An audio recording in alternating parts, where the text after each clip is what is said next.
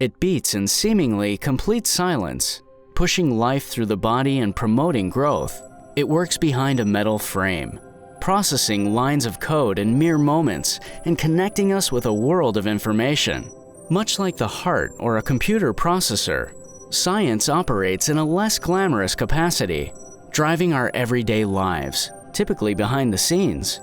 As a science-based organization, it is often easy to overlook the incredible impact EREF has had on solid waste management. Nearly every waste company, municipality, and regulatory agency has benefited from EREF's mission and research, in many cases without even realizing it. In fact, EREF's work might be the best-kept secret that's played a major role in shaping solid waste management into what it is today. Got involved with EREF through a research project called the Alternative Cover Assessment Program. This was a very different way to think about how we might construct landfill covers, particularly in the western United States and drier parts of the world. A more cost-effective, more sustainable, more practical way of building landfill covers for long-term containment. And we had a number of partners. US EPA was a major stakeholder, US Department of Energy, US Nuclear Regulatory Commission. And from the industry side, it was the Environmental Research and Education Foundation, or EREF. That was my first really substantive engagement. This was a project that was meant to be an intersection between the things we do in academia and what goes on in the real world, to translate it, to get into practice. The work that came out of that project, which lasted about 12 years, has become the backbone for the way we design water balance covers, or some people call them so-called ET covers, throughout the world. That type of impact is the type of thing that EREF does all the time. I look at where EREF's investments in research have affected industry. I talked about my own, the Alternative Cover Assessment Program. And we look at the ROI on that, and it's like a factor of 20 to 1. So $1 of research, $20 return on investment for industry. Remarkable, used throughout the world. I've been conducting solid waste management research for probably 35 years, and much of it has been in association with EREF. I've been on the board of directors of EREF and have been on the research council pretty much since it started. And so EREF has been part of my research program for many, many years. Looking at landfill gas emissions, we were able to, with EREF's help as well as EPA, get large amounts of data on landfill gas generation and collection from full-scale landfills.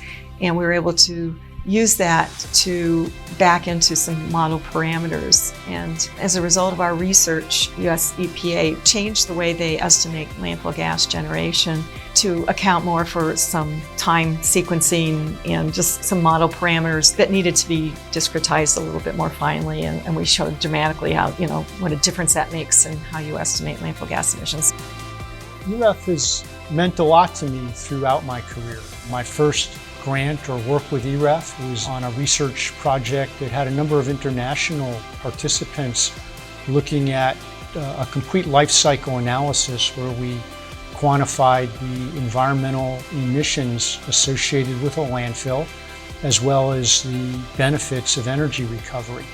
Moving on from there in the late 90s to today, I've had over 10 research grants with EREF, looking at everything from futures markets for recyclables to methodologies for the long-term post-closure care of landfills, to hydrogen sulfide generation rates in landfills, to elevated temperature landfills, to life cycle analysis of the entire solid waste management system, from generation, collection, recycling through treatment, combustion, anaerobic digestion, composting, or landfilling, looking at emissions, net energy, benefits of recycling. Over the last 10 or 15 years, I've had the opportunity to serve as the advisor for 4 graduate students who were selected as EREF scholars, which had the opportunity to tailor their graduate programs to work on research projects of high relevance to the solid waste industry. I've done a lot of research on waste decomposition and methane generation in landfills, and that's led to questions about how much of the generated methane is emitted. And this is an area where I actually think EREF has hit a home run in terms of the research that they've sponsored.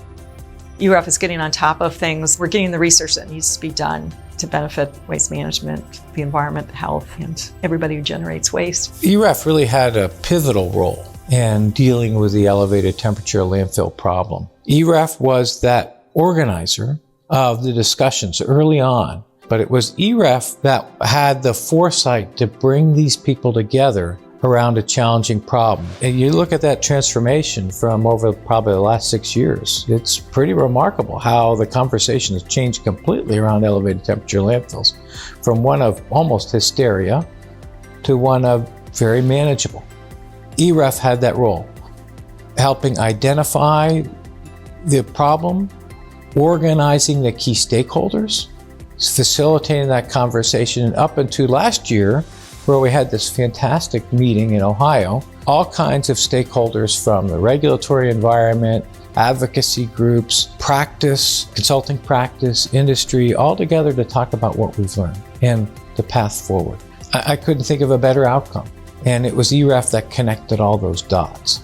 I think EREF has jumped out in front on the PFAS issue. The summit that we had in the summer of 2019 in Michigan was just fantastic in terms of bringing together researchers, consultants, landfill owners, and regulators to share perspectives and to begin to identify what we know and what we don't know. And I think that meshed very nicely with the targeted RFP that EREF issued, which attracted a number of proposals on different aspects of PFAS. I learned a lot by being an EREF scholar. The unique relationship that EREF has with industry, I think, is amazing. You know, I think for me in particular, it would have been easy for me to just sit in my lab and do a lot of research, but by being exposed to the industry through a lot of opportunities that EREF provided, I was able to take my research and make it a bit more applicable to the solid waste industry field. It's been a wonderful relationship. I was a EREF scholar back when I was doing my PhD work, and since then, after becoming a faculty member here at the University of South Carolina, I've had a couple of research grants funded through EREF involving some of my resource recovery from waste work using a process called hydrothermal carbonization, developing an online textbook with Debbie Reinhardt and Shannon Bartelt-Hunt. So it's definitely been a relationship that has continued over decades, and it's been amazing. Once an EREF scholar, always an EREF scholar.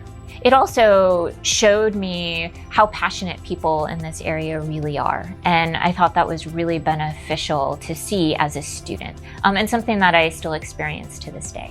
Yeah, I became an EREF intern in September of my sophomore year of college.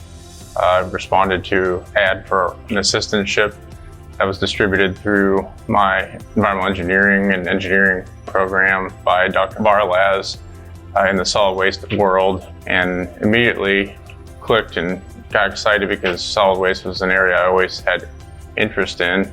I tried real hard to make goals throughout high school and college and work towards those goals, and there's a series of stages as I narrowed down exactly what I wanted to do, and the EREF opportunity really, I think, put me on a trajectory to dive into the solid waste field.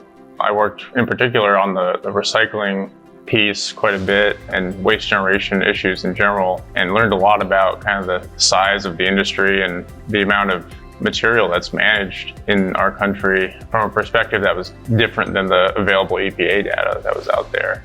I would say the research assistantship at EREF launched my career into the world of solid waste and environmental engineering.